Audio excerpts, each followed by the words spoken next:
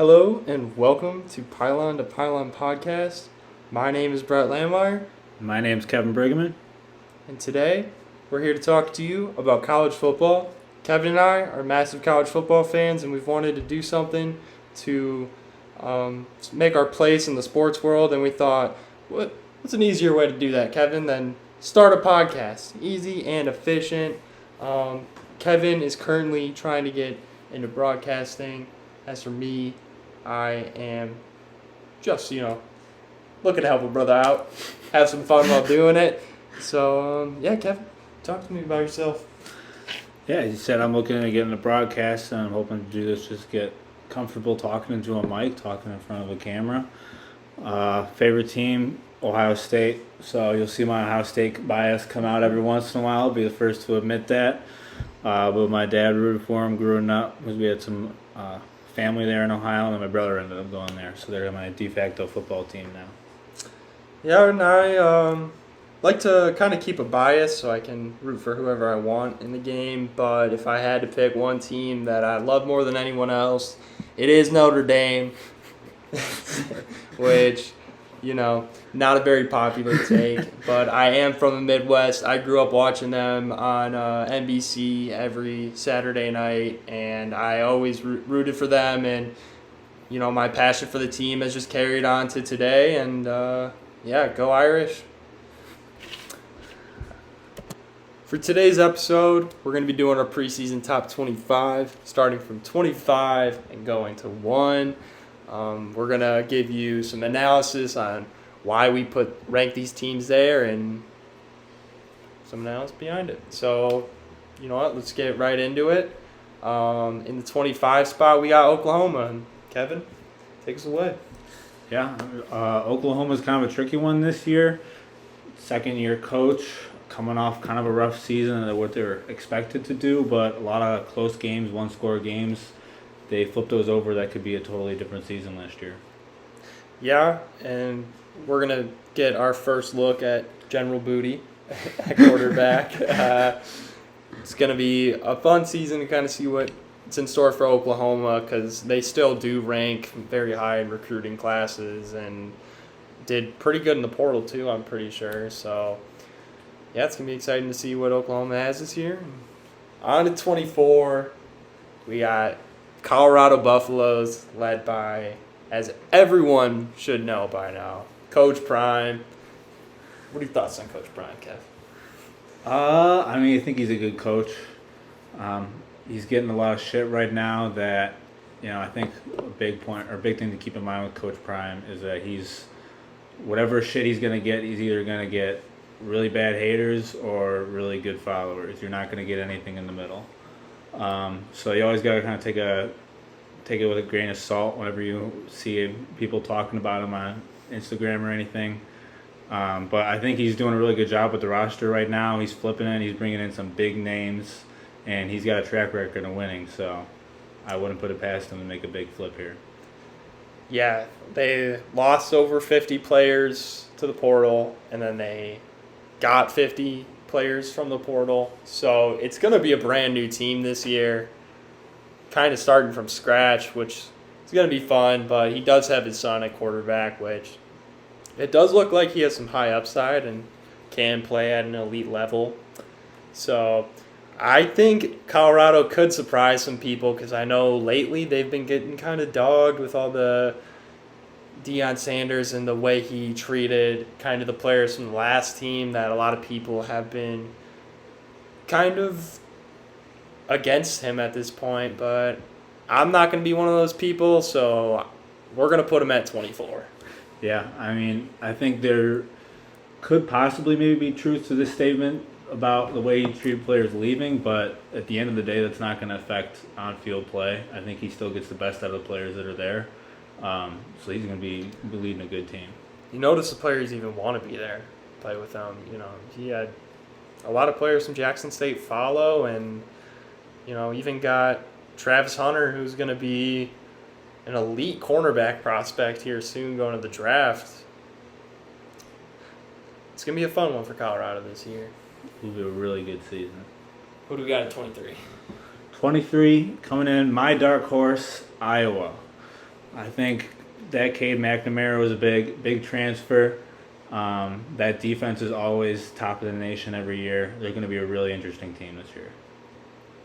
Yeah, I think the Cade McNamara transfer is very interesting.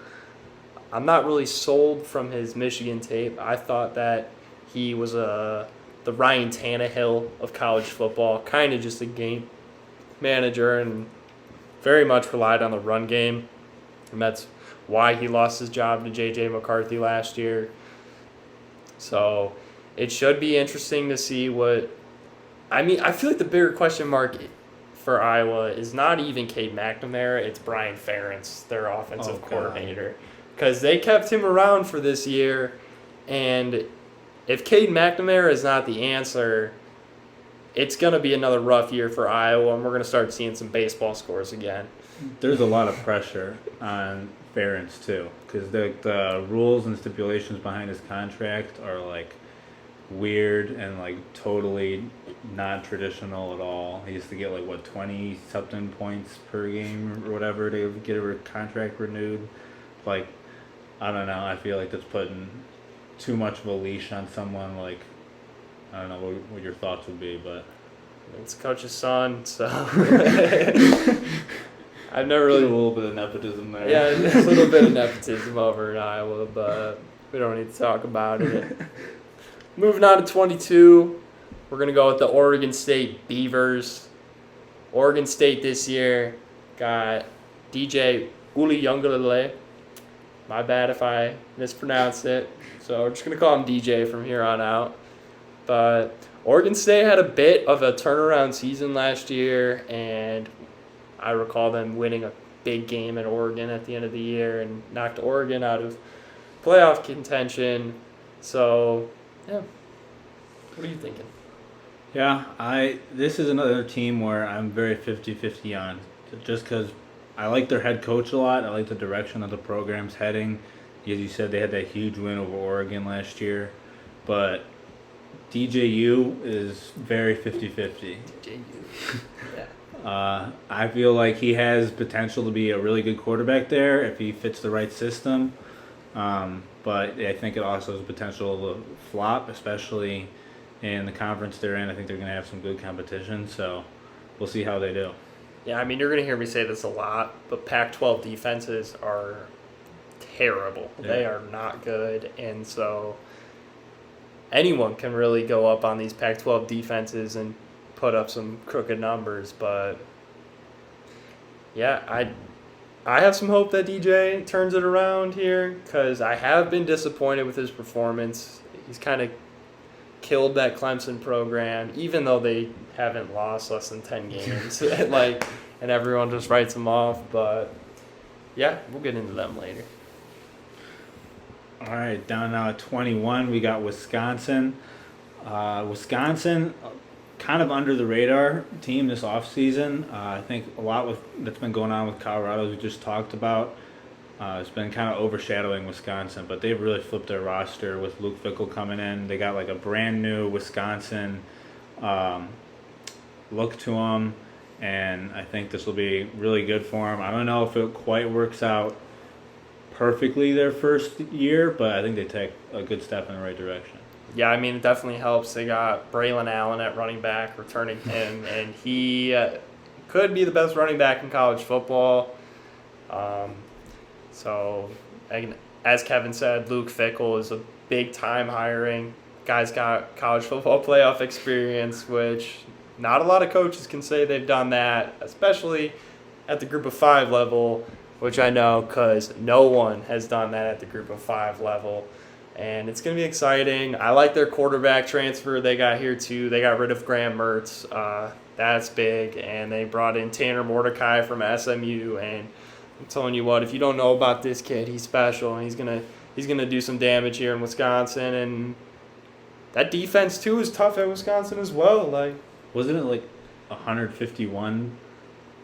Well, how many touchdowns did he have last year at SMU?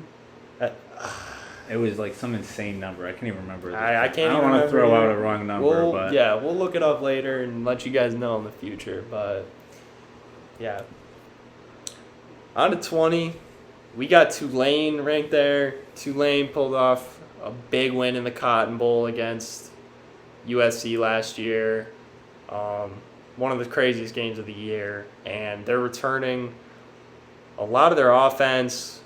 So I think offensively they should keep up. But, I mean, on defense, they're going to be taking a step back. So we ranked them at 20, but I wouldn't be surprised if they really fell out of the top 25. Yeah, I think Tulane kind of earned this ranking right here. I don't know if they'll end up finishing 20 or above by the end of the season, but they had one hell of a season last year. We'll see if they'll be able to turn it around or if they'll have a little bit of a, not necessarily sophomore slump, but they'll regress a little bit. Because there was a lot of players out for that USC game. Yeah. Still a hell of a game, though. It was a really good watch. But it'll be interesting to see how they do. All right, at 19, we got Ole Miss. Always kind of feel like Ole Miss is a toss-up. They feel like the Purdue of the SEC for me. Like, they will come in and hit some underdog games, and you can never really count Lane Kiffin out. So Yeah. I'm a big component for Lane Kiffin. I think he's one of the best coaches in college football, and I think he never is going to finish with a losing record.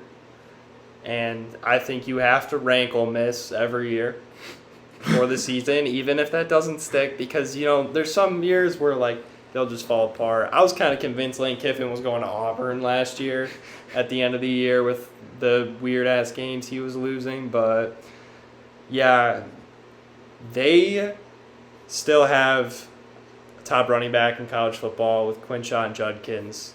And they also got in Spencer Sanders from Oklahoma State, who I was a big fan of while he played there. And I think he has the ability to do some damage to these SEC defenses. But if they stick with Jackson Dart, I wouldn't be surprised. Jackson Dart has made tremendous steps forward every year he's played. Ole Miss at 19, it's a good spot for him. Yeah. All right. Next one we'll take number 18 now. We got TCU. Kind of similar to Tulane. It feels like they really had a great season last year, but I can kind of feel a regression coming up. But they earned this spot. I mean, they made it to the national championship. They fought through some really hard games last year, won some really close ones. So they earned themselves at number 18. We'll see if they'll be able to move up throughout the season. They got that big week 1 game versus Colorado in TCU will help them out, but we'll see how it goes. Yeah, my biggest concern with TCU right now is the loss of Max Duggan. I feel like last year what I saw from TCU was a lot of him willing this offense down the field. His scrambling was on a different level last year. It seemed like anytime they needed a first down, he was able to find just like a hole and get there or make a play, get them to where they needed to be. It was a true Cinderella story watching them last year, and I enjoyed every second of it. But the loss of him at quarterback does kind of scare me, and I feel like I wouldn't even rank TCU this year if they hadn't made it to the college football playoff and then on to the championship game. I probably wouldn't even give them a ranking, but yeah. That's fair. I mean, especially since they lost Garrett Riley, too. That's a huge loss to their offense. So we'll see how they'll be able to bounce back and see what their new offensive coordinator can do. Coming in now, though, at 17 is UNC, North Carolina. Drake May, if anyone has not been listening to anything about college football, he really blew up last year. A lot of people are saying that he could be getting Heisman watches this year. A lot of people are saying he could be a bust. It's kind of all over the place, but there is a lot of hype behind him, a lot of hype behind UNC. It'll be really interesting with an ACC division that's kind of weak. Yeah, the ACC, very top-heavy, big hitters, not very many of them. But yeah, I agree. Drake May is a Heisman candidate and has the ceiling to be the number 2 pick in the NFL draft. I don't think anyone's going to pass Caleb Williams. We'll get on to him later, but yeah, Drake May is my second ranked quarterback in that class right now, and I just feel like, you got Mac Brown still coaching there, and North Carolina is going to win double-digit games this year, and I believe they'll compete, but that defense can be worrisome. There was a couple times last year when they'd play a good offense where they'd give up a lot of points, and Drake May would have to, play at the top of his game, which there's nothing wrong with that because he is such a stud, but, it's tough to rely on your quarterback every game. Like last year they gave up like 60 points to App State week 2. Crazy. But App State was just nuts that time, though, for some reason. At 16, North Carolina's bowl game match, we got Oregon. Bo Nix for Heisman, maybe. Who knows? I think he's getting slept on for the Heisman, honestly. Obviously, Caleb Williams is the front runner by far, and I would be not necessarily shocked if he didn't get it, but it would be very surprising if someone else was able to take his spot this season if he had a completely healthy season. But I also like that Jordan Butcher transfer. I think he's a good edge player that could come in to help out an Oregon defense that would be huge against big games. Yeah, that Oregon defense did lose a lot to the draft and to the portal, so it's gonna be an old school Oregon year this year. You're gonna see that electric offense and maybe not as good of a defense. At number 15, we got Utah. They added depth on defense, which is nice, and Cam Rising came back, which is huge for them. He's been their backbone of that team for the last 2 years and has brought them the most success I think I've ever seen Utah have. They got some life to that program now, and it's been kind of enjoyable. But I don't really have much to say. I don't really like Utah. I got into some beef with. I got into some beef with their fans on Twitter. So not a big Utah fan. Utah, I feel like they have just been on the brink of kind of taking the next step the past couple of years. They made it to the Rose Bowl, won the conference twice in a row, but they can't seem to get over the hump of winning the Rose Bowl. And it gives me that feeling that it's either now or never, really. I feel like they maybe have this year to make that step, or they're going to start to regress, especially in a conference where Colorado's coming up. Oregon's getting back on their feet after some short time down. They could quickly sink here if they don't make a step forward. Yeah, this is definitely a discussion for another time, but conference realignment might save them. Oh, yeah. Final thoughts on Utah is that the Big Ten owns them. Anyway, at 14, we got Clemson. Cade Klubnik is a stud at quarterback, and I think we're just going to be seeing another Clemson, just a typical Clemson year. They're going to be competing every game. They got talent all around. Yeah, Clemson will probably be my Utah. Not a huge fan of them, so it's always hard for me to admit when they're looking pretty good. But I do like Klubnik. I think he's looking good. Garrett Riley was a huge acquisition for them. I think it was big of Sweeney to be able to say that, okay, yeah, we need someone outside of the organization to come in and mix things up, which is big for them because Clemson is very big on tradition and keeping in organization and everything. So I think that'll be a good mix-up for them. I don't know if it'll be enough of a mix-up to get them over the hump back into the playoffs, but I think they'll be in the discussion for sure when the time comes. Yeah, one of the most underrated running backs in football is Will Shipley, and he's been the running back for Clemson's last couple of years, and just a guy who he's a weapon out of the backfield, and he runs hard, he puts his head down, drives into your chest, he'll fight for every yard, and I think that is a very valuable piece that they got. And the hiring of Garrett Riley, as you said, it was perfect for them. They needed kind of an offensive guru to come in. But there are some questions at that wide receiver spot. I don't really see a lot of upside there. And Dabo is not a big fan of going into the transfer portal, so that's kind of my question mark for this year. But I think Cade Klubnik is a good enough quarterback to, kind of erase that doubt.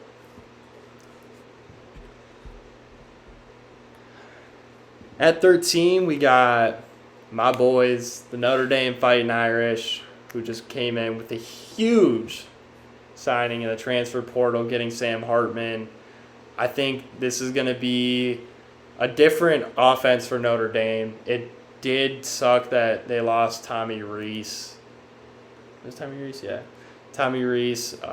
He was a terrific offensive coordinator, and that is going to hurt us, but getting Sam Hartman is huge. He's been so big for Wake Forest. In fact, just reviving that program. And I feel like they'll see a tremendous regression while Notre Dame might see a big step up this year, especially offensively. Defensively, they lost a couple pieces, but they're still – that Notre Dame defense is always tough. But they got a real tough schedule coming up this year, and they're going to need to win some big games. Yeah, I think similar to Wisconsin, it's going to be kind of a new look Notre Dame, but not exactly a brand new look. I think the offense will be a little bit different from what we've traditionally seen from Notre Dame. The defense will still hold strong. But it is weird to be in a year where Notre Dame, or Buckner from Notre Dame last year transfers to Bama, but somehow Notre Dame gets an upgrade in quarterback, which if you can follow that along, that means that Notre Dame is better looking at quarterback right now than Alabama, which is just never thought I would say that in a sentence, but it'll be interesting. I've always been on the boat of I find it very hard to be high on Notre Dame until they actually win a big game. But I like Freeman a lot, and I think Kelly may have been the one getting in their way of that, so I could see it coming up soon. Except probably not against Ohio State this year. But Yeah. Week 2 is going to be a fun one. Week 2, make sure you stay tuned for week 2. But, Marcus Freeman, he's going into his sophomore year at coach, and I liked what I saw out of him last year. He had a rough start, but he really came back, won a big game against Clemson. Yeah. I don't want to talk about USC.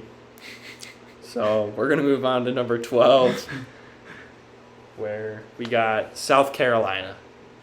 All right, South Carolina won some big games last year. Finished off the season really strong. Hottest team in college football at the end of last year. Easily. Yeah.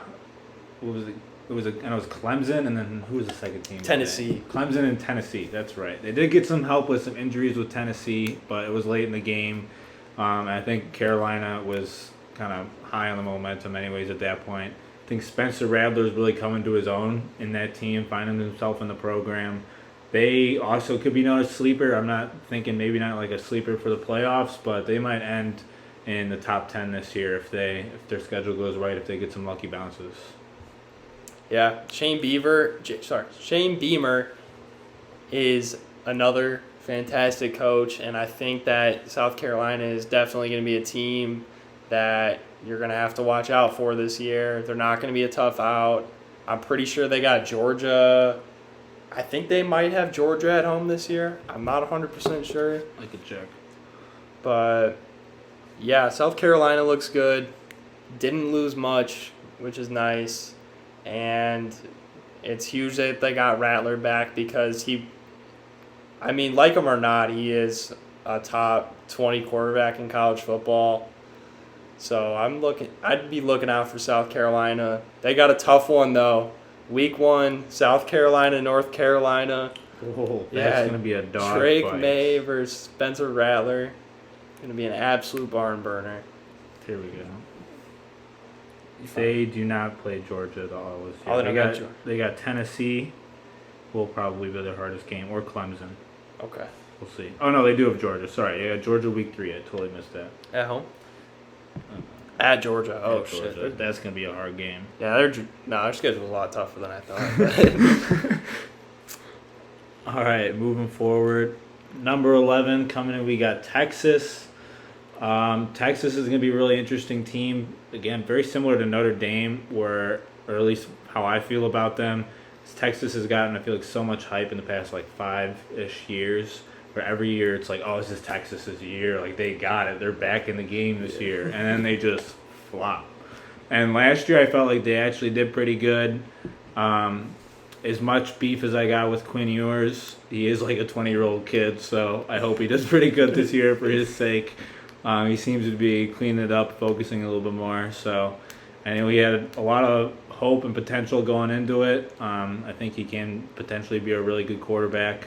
I kind of hope they do good, because I think it'd be a really interesting game if you got a Texas versus Ohio State playoff game, where it's Ewers versus McCord, same recruiting class. But yeah, they're returning some good starters, returning Ewers. It'll be very interesting to see how this goes.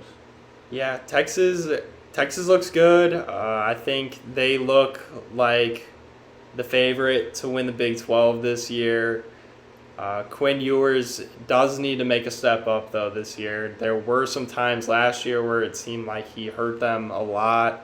And with a Manning on his tail coming for that starting spot, you know that the string on him is gonna be a short leash if Ewers can't get it done this year. But they are returning 9 offensive starters. They're losing their running backs. Thankfully, they got a great running back coach. They just got their really good running back recruit too.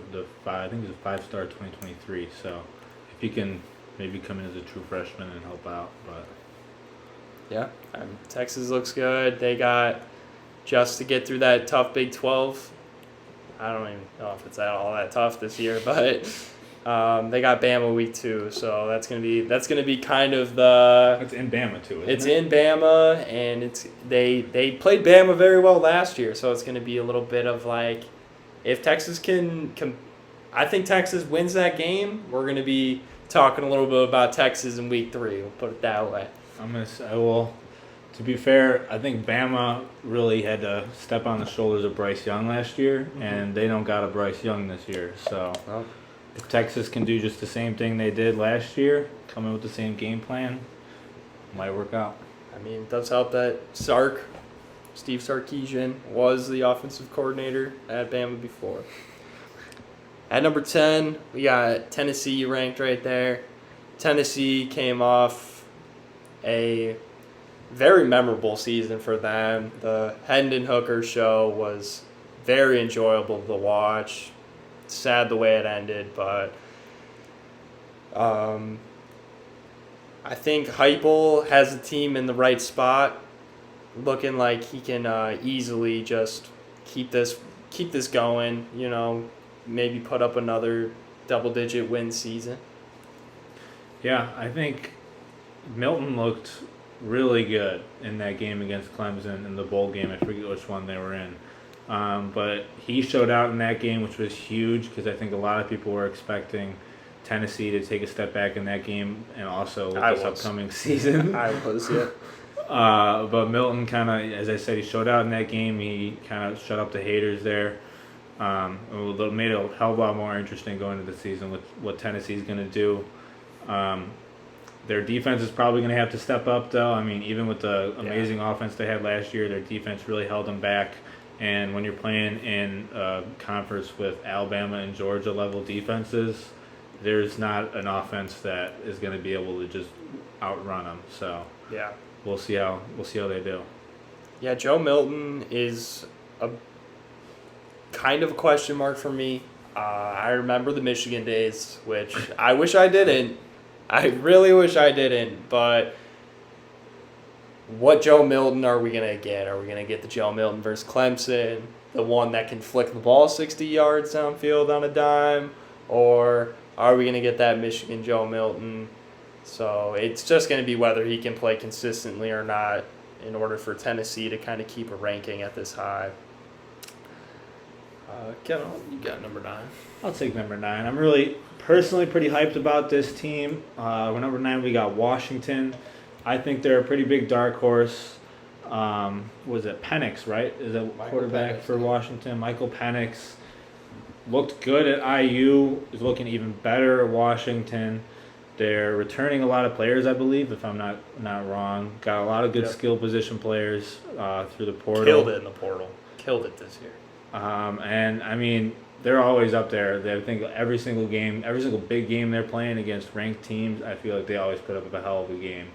So they're going to be really, really interesting to see this year. I mean, yeah, they embarrassed Texas last year in that bowl game, and I had my doubts about them when they were up against Michigan State, and they whooped Michigan State, and that was shocking to me. You know, I thought we were going to see Michael Penix his second year at Indiana, and it turned out, no, we were just seeing a potential Heisman candidate, Michael Penix. At number 8, we got the Penn State Nittany Lions. Lost Sean Clifford, but that's okay because they upgraded at quarterback with Drew Aller. That kid is going to be a stud. You need to get your eye out from him, but Penn State's a team that could surprise a lot of folks. I think this is a perfect position for them to be in. They're very under the radar, but they got one of the best running back duos in the country, and they're both sophomores, which is the best part. Yeah, I mean, I think the interesting thing with Penn State is that not everybody, but I think what you should really be focusing on is that running back duo, because that's what's going to drive the offense. But that is not to say anything bad about Drew Aller, because that guy has had a lot of hype coming up.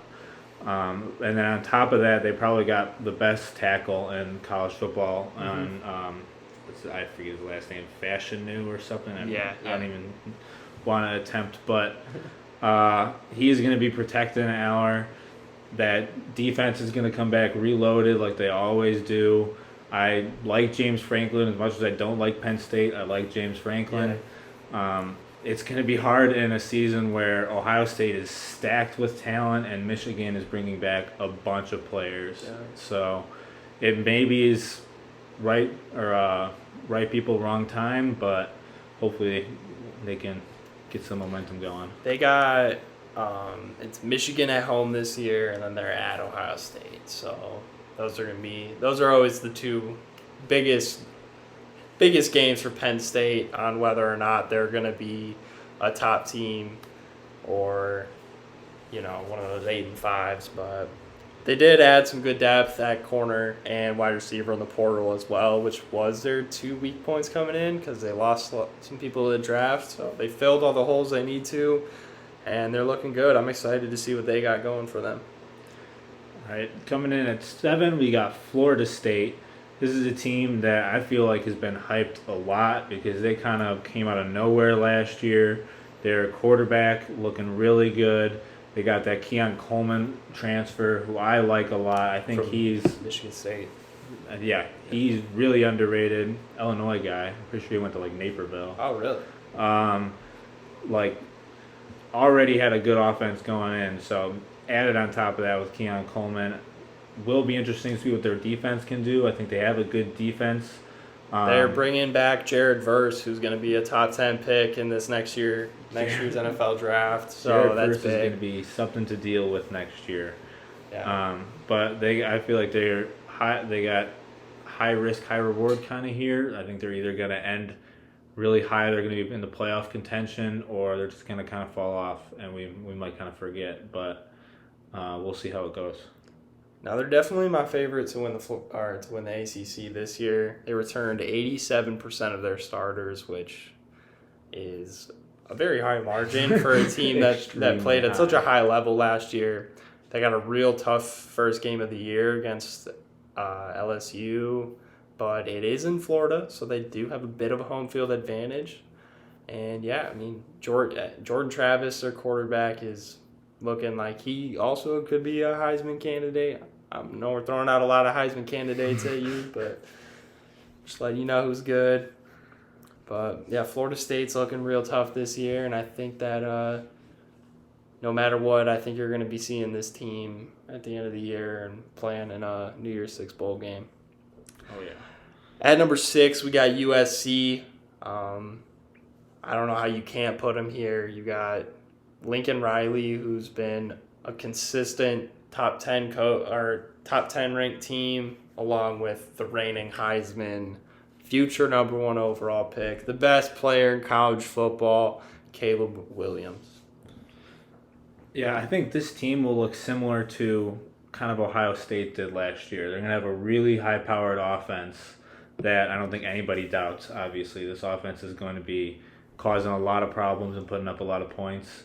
And they got a new-look defense that I really like, but we'll see if they'll be able to put all the pieces together this upcoming season, or if their defense will struggle at times.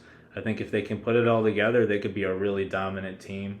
But obviously, as we get into like the playoffs, defense makes a huge difference. So we'll see how that goes.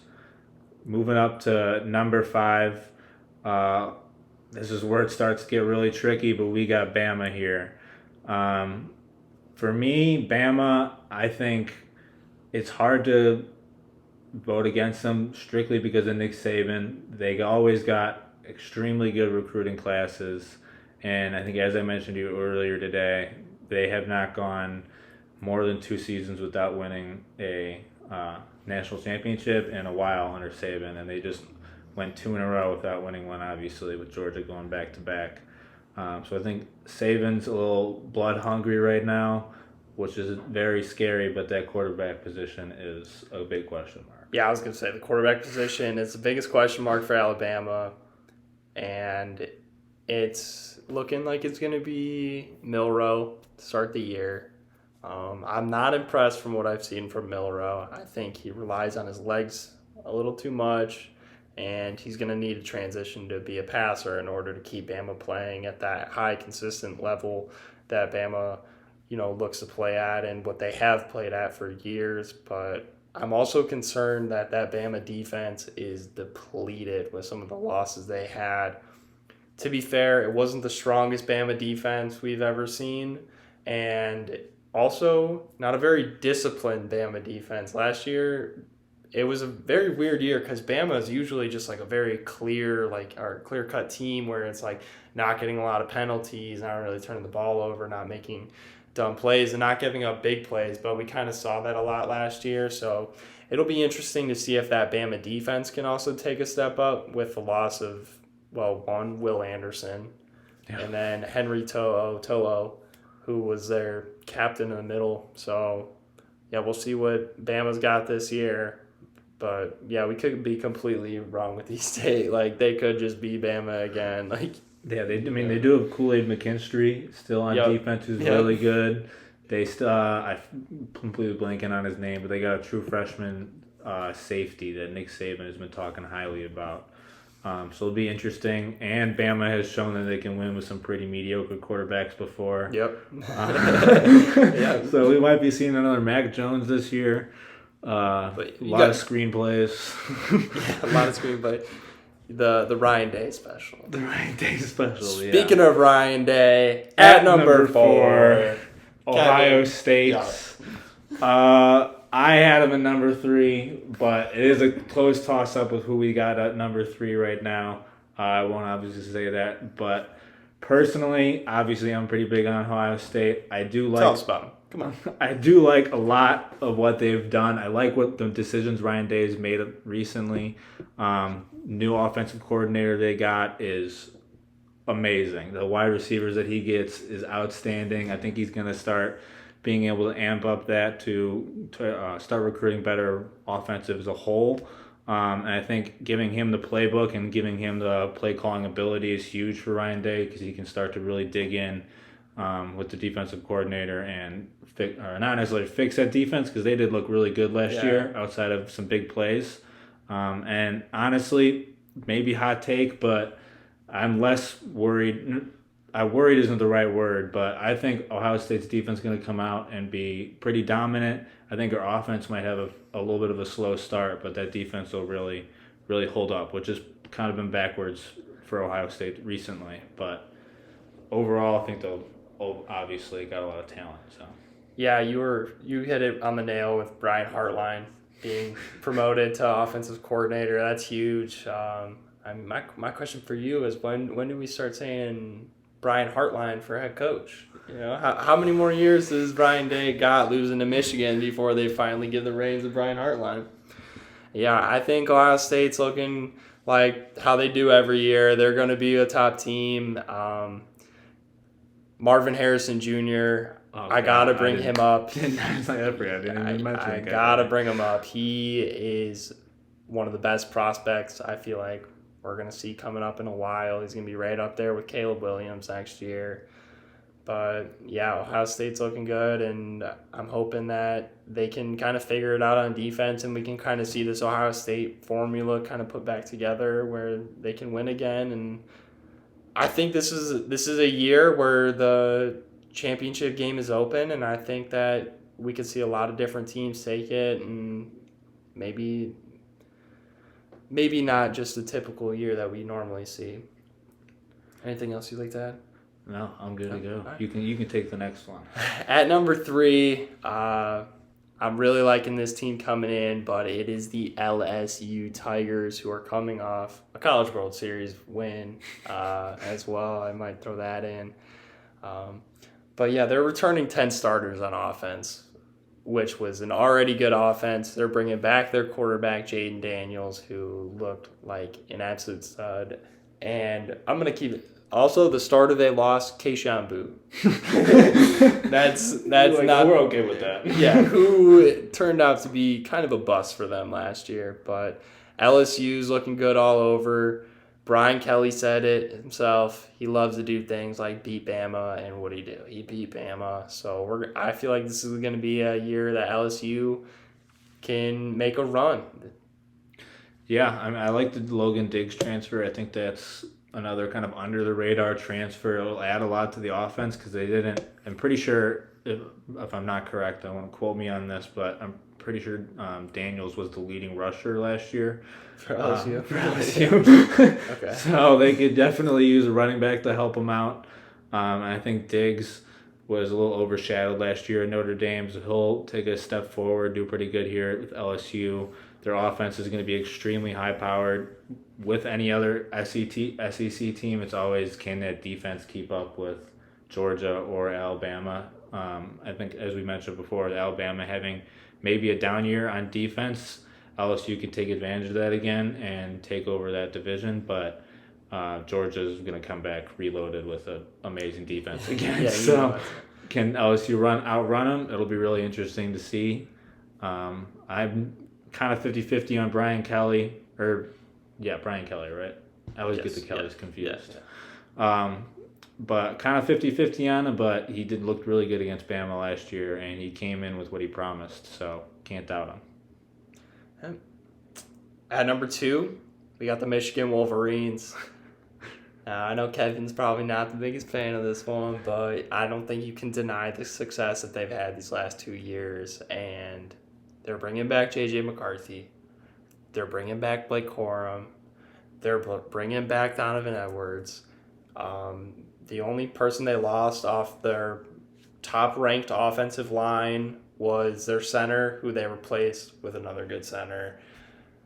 Their defense has stepped up when they need them to. So I feel like this Michigan team is like hands down looking like a college football playoff lock. It just kind of revolves around whether or not you're going to be able to beat Penn State and Ohio State. Those are always the 2 big games. Got to go into the Big Ten championship as well.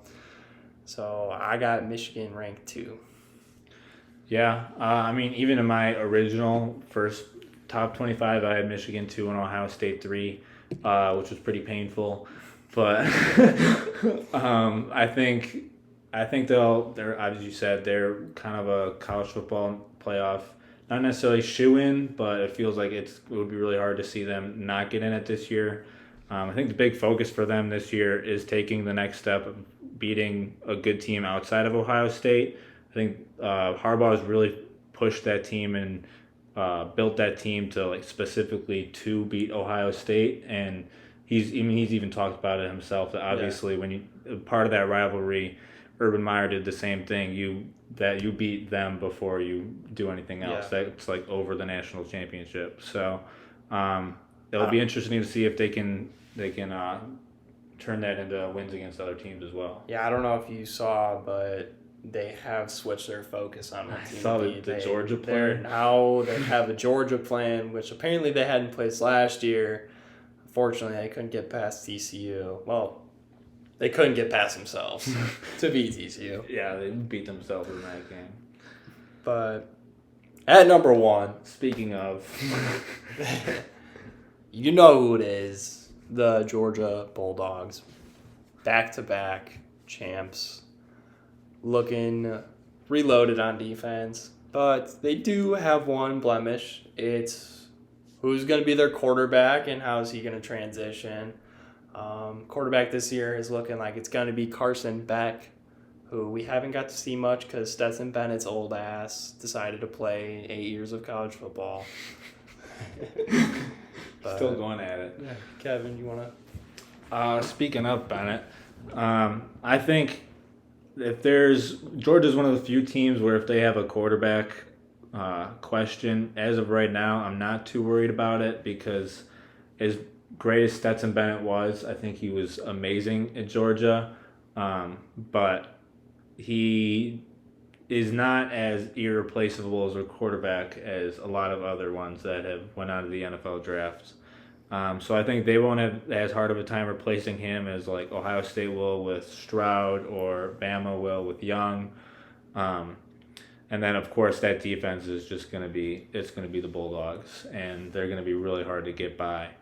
So it's going to be really interesting. I think they're a team that as I said with other teams, they've earned that number 1 spot. Even if they had a roster that wasn't like chock full of talent right now, like you'd have to beat them for them to not be number 1. Like they could be like a team full of 3 stars, and we're still putting them at number 1. There's no shot.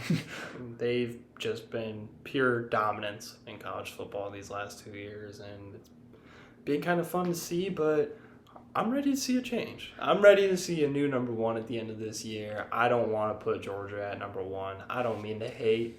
I don't hate them. I don't really hate Georgia. I'm not a huge SEC fan myself, but out of all the SEC teams, Georgia, I don't really mind them. But it would be nice to see a new team come out and dominate this season. I personally don't think Georgia will three-peat. I think there's a lot of other teams that'll come out there and contest them, and we'll see them slip up, but it'll be very interesting to see. Yeah, I mean, that'll be a topic for another episode. I want to thank everyone from here for listening. I want you to follow our socials listed in the description below, and stay tuned for the next episode. Let us know if you guys have any ideas, and hope everyone has a great night, week, day, month, whatever. Thank you guys. Peace.